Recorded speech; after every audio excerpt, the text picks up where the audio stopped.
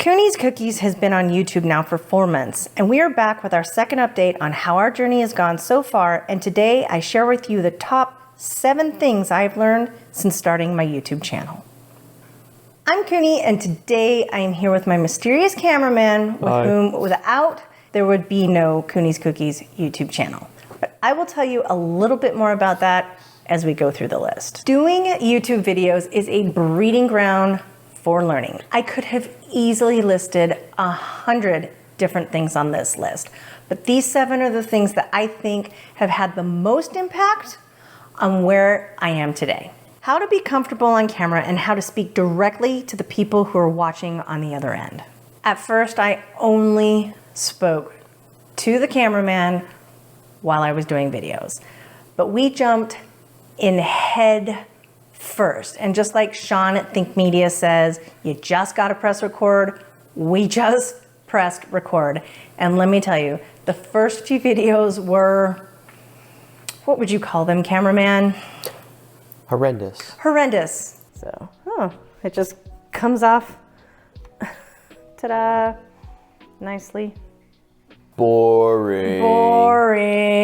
Yeah. Our first videos were boring, and I guess maybe even some of our current videos have some boring. I hope they're not boring at this point. We didn't even consider putting a mic on cameraman in that first video, which turned out to make it even worse than it would have been had we even thought to put a mic on him. But turns out I pretty much only spoke to him the entire video, and it's something like 45 or 50 minutes long. Something like that. And you can't even hardly hear him at all. We didn't do any subtitles or put in anything so that you would know exactly what it is that we were talking about, at least on his side. And yeah, so it made for an incredibly boring video.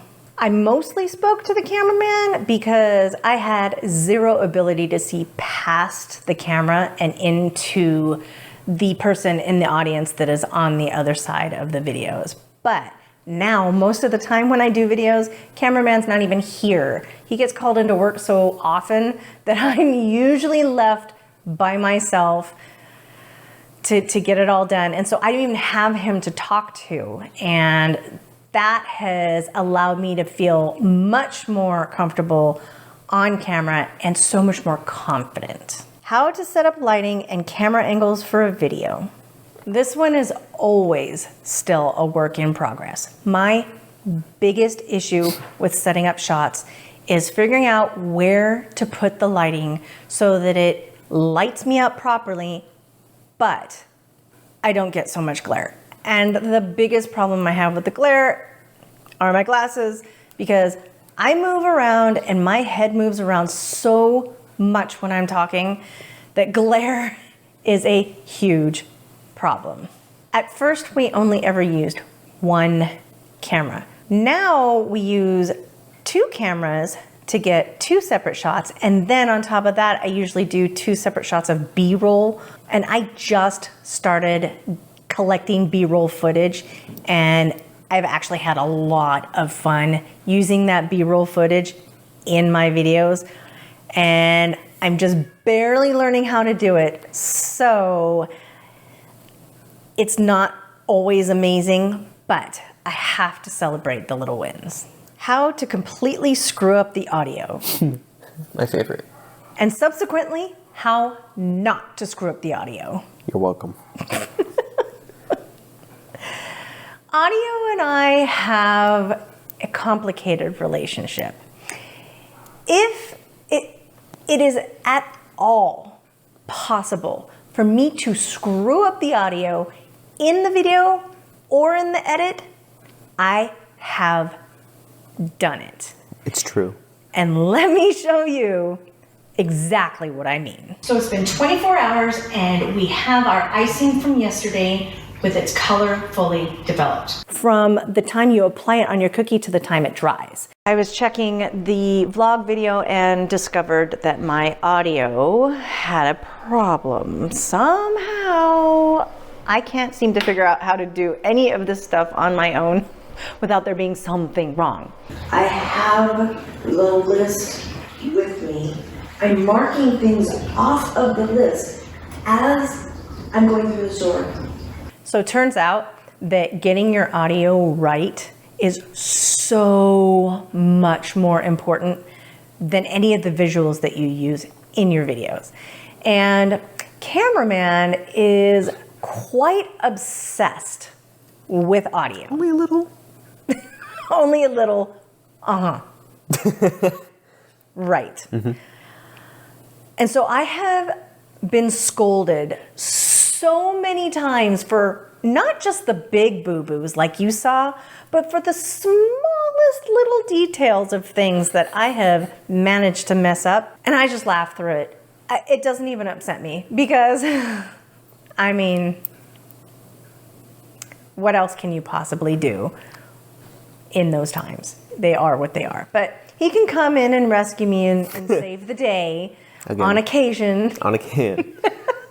We do use a free program called Audacity that helps us correct the audio going into, or how does that work? The audio is often leveled and EQ adjusted to make it sound sharper and more consistent.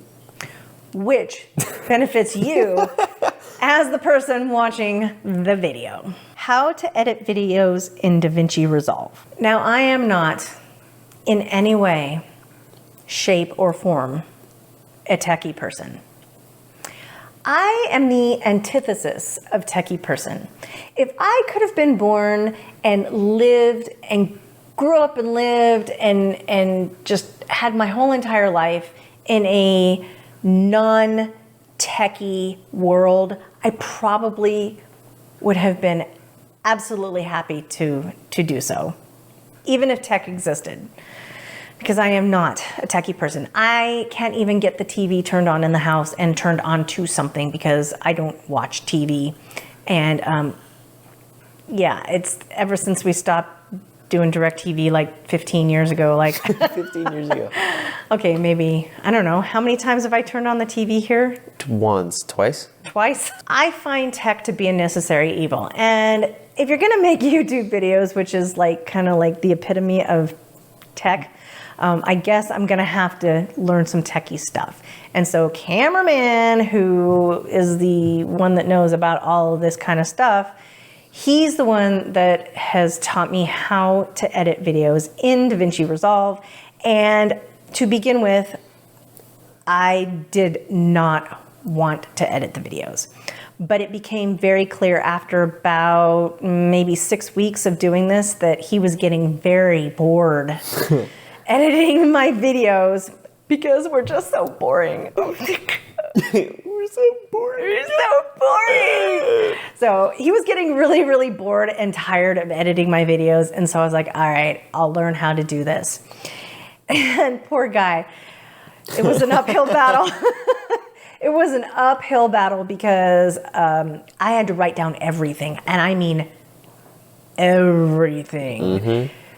Because I had no understanding of anything to do with editing at all. I didn't understand any of the language. I didn't understand any of the functions. And so I literally had to write down everything. And it came to the point where he's like, this is a mouse. And I'm like, okay, we don't have to go quite that far. Do we? I do. I understand computers. I used to work in offices back in the day. In the 50s. So, in the 50s. Yeah. Mind you, I was born in the 70s. But anyway, how I was in an office in the 50s. It's a 50s office. Oh, so what you're saying is I used Morse code. Yeah, right. And the biggest thing is that I didn't even really want to learn to edit for myself. I just knew that I had to do it in order to be able to continue to make the videos, because having him do it was like pulling teeth. It wasn't that bad. And I'm squeamish, so I don't like blood. So pulling teeth is probably not. It didn't come close to that. We stopped it before that happened. Felt like it. So the funny thing about that is, now that I know how to edit, I love it. I love editing the videos and looking for new ways to do things and editing so that it makes it less boring for the person watching and it makes it less boring for me as I'm editing. And I actually have gotten to the point where I'm a little bit sad when I don't have a video to edit and I'm off, because I do work. And so this is actually partially why we're doing this video right this second, is because I don't have anything to do tomorrow morning when I wake up, and I really kind of like to start my day with editing. I did not know that. Do you remember this morning when you got up and it was like 8:30 and I was like, no, Oh, you're yeah. up too early. Yeah. I understand it. That is why. Editing is fun. It is fun. You know, not everybody likes editing. No. I have seen that in other people's videos, that it's kind of like it's the necessary evil, and I don't have that experience. I enjoy shooting the videos. I enjoy preparing for the videos. I enjoy editing the videos. I don't enjoy coming up with the ideas for videos. That part I'm not. Boy, if they could just land in my lap. They can if you use the built-in AI feature. Oh, don't even get me started on AI. Okay, let's just leave it at this point. I refuse to use any AI tools, and maybe one day I'll do a video on that specifically, only because that's a really big topic for me. I am not a fan of AI. We'll just put that out there like that. How to make thumbnails. This is an extension of the video editing, but it really is a thing that's all its own. And Cameraman came up with the basic style of our thumbnails. And it's really kind of nice because it seems to me very different than most of the thumbnail styles that I see out there. And it's very identifiably ours. And one of the things I love most about our thumbnails is our font that we used. He basically manipulated the font letters to kind of make it look like icing that has been drawn on something. And I will say that the icing drawing letters on my thumbnails are way better than anything I can do on a cookie. Because if you have ever seen any, or if you go to watch any of my decorating videos where I write on cookies, it's underwhelming in its execution, but it's quite entertaining in its just awfulness. I have not at all started to learn how to write with royal icing on cookies. Yeah. Sadly. Previously, Cameraman did all of the thumbnails with my input, but he has taught me how to use Photoshop, and so now, for the most part, I do all of the thumbnail design and editing. Editing? Would you call that thumbnail editing? Yeah, pretty much. It's more design. Design. What did you already say, design? Thumbnail design on my own, although I do always have him look it over, and I'm gonna say probably 75% of the time he changes something that I am like, really? You really needed to change that? But it's the same thing he does with the audio, so I guess I shouldn't be surprised on that. YouTube is incredibly challenging, and for me, absolutely worth it. Now let me go back a bit and tell you how I got here. How did I go from being a forklift driver, homeschooling, bread making mom to being a YouTube creator? About a year ago, some work friends asked me to make bread for them. And it started out with sourdough bread, and then it turned into the kind of bread where I grind my own wheat and then I make the bread.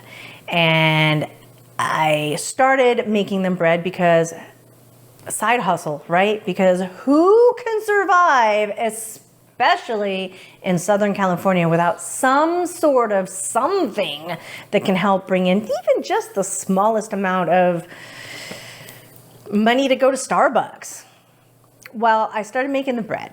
And then back in December, I went to the Dollar Tree and I bought these cute little Christmas tins and I put cookies in them. And so I gave them out for Christmas and everybody was like, can you make us more cookies? You need to start a business. I'm like, it's not going to happen. They're like, you need to start a business. You need to sell your cookies. Now, I do not feel special in any way, shape, or form for that, other than I really enjoy it when people like the food that I make. And in this case, it's the cookies. Difficult not to. Well, thank you. But I had zero interest in doing any sort of business with making cookies. But they kept after me week after week. They kept saying, you have to start a business. And I'm like, fine. And so in February, I came up with the concept of starting a home bakery business as a cottage food operation. So then Cooney's Cookies was born. Cooney's Cookies, the business that still actually hasn't actually fully happened yet. Not Cooney's Cookies, the YouTube channel. So how the heck did that happen, right? Because Cooney's Cookies business doesn't make any sense on YouTube because that's not where you go to sell your stuff. At least, I mean, not this kind of stuff, not cookies, right? So everyone kept telling me, you need an Instagram page. And I was like, no. I have been off of social media since 2016. I only ever had a Facebook page. I barely interacted with it then. Again, not techie, so I'm probably not going to be huge on social media either. But I did let one of my friends open up an Instagram page, account for me. I don't even know what you call it because I had never been on it. So having never been on Instagram is kind of a problem to go then start an Instagram page and do it effectively. So what ended up happening is I went onto it. I was completely overwhelmed by it from the word go.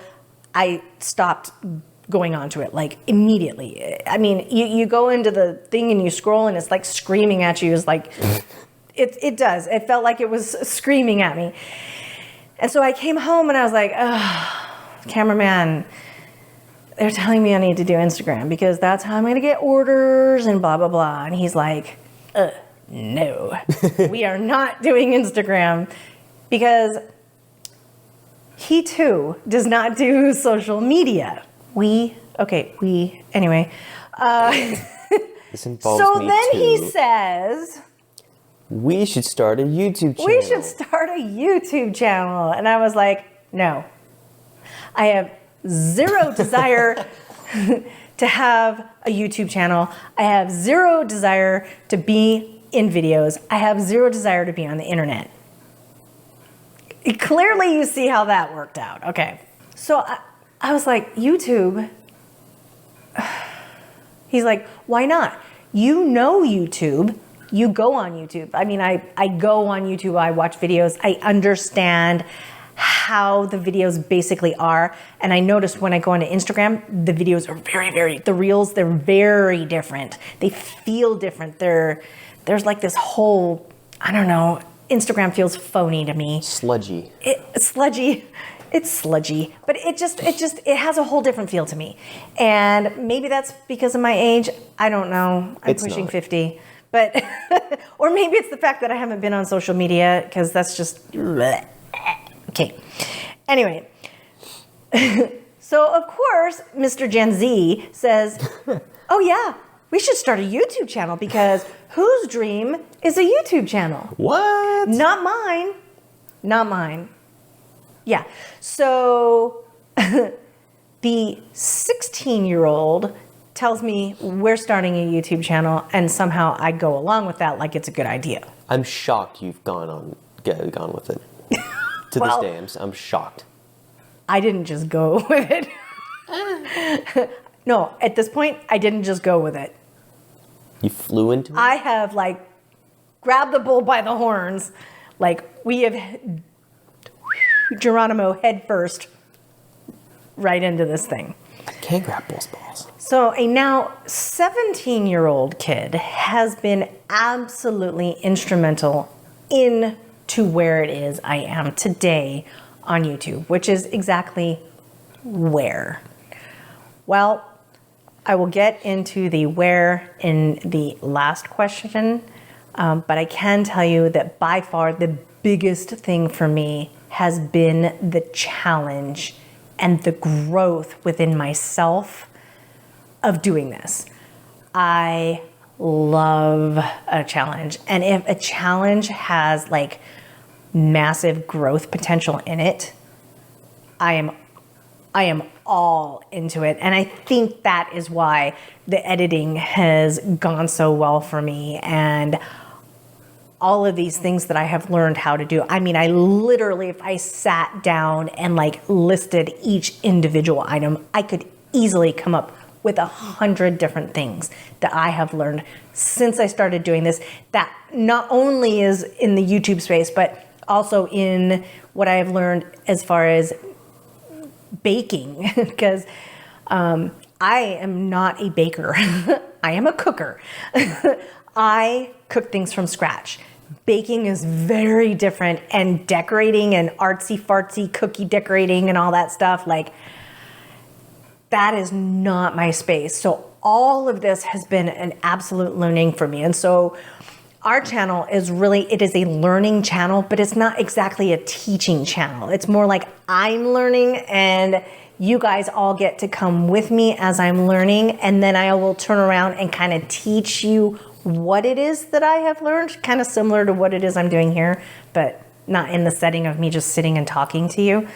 But it's so much fun and fulfilling. And I just,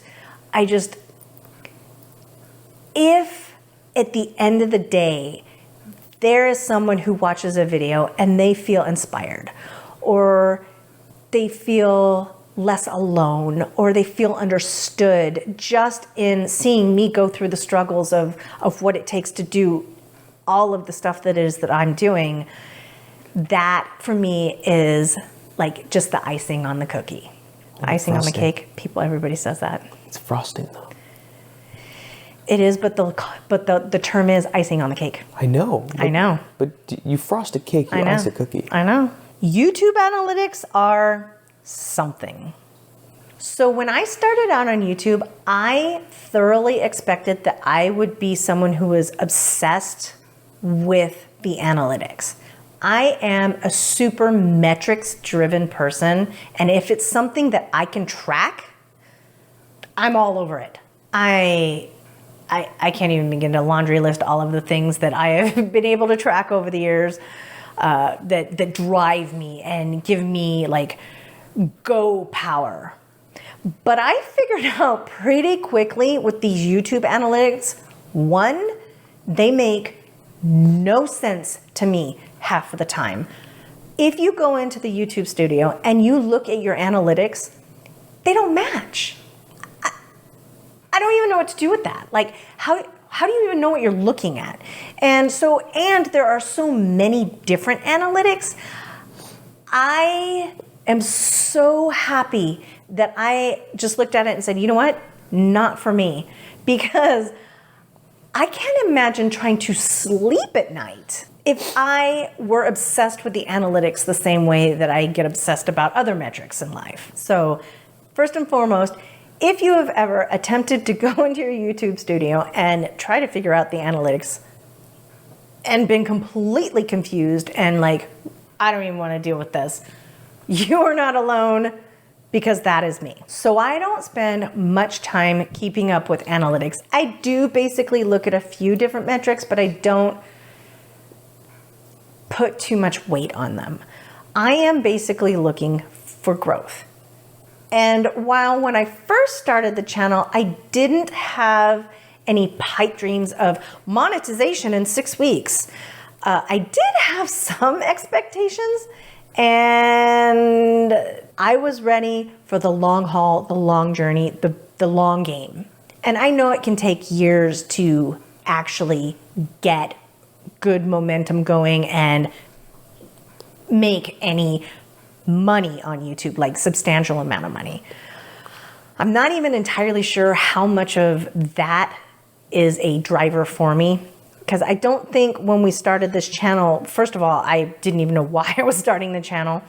I now know why I'm doing it now, and that is because it is a challenge and it is fun and it fulfills me. And this homeschooling mom is no longer a homeschooling mom because somebody graduated this year. And so it turns out it was timely. It came at a perfect time for me now not to wonder what the heck it is I'm going to do with my 4 days off a week, because I work 3/12s. So my full work week is in just 3 days, and then what am I going to do with myself after that? So I was prepared for long, but I just didn't know how long or how quickly things would start to pick up. So let me show you what it is that I mean about the analytics, which ones I'm looking at, and where we are today. As of today, we have 21 subscribers. Most of those are because of the decorating shorts we've released.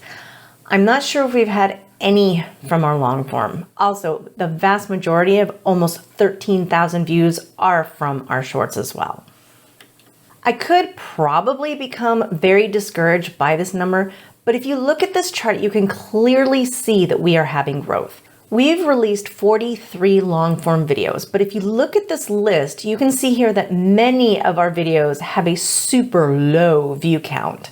And even those numbers aren't exactly representative of what's really going on. Every video gets at least 2 full watches, cameraman and my mom.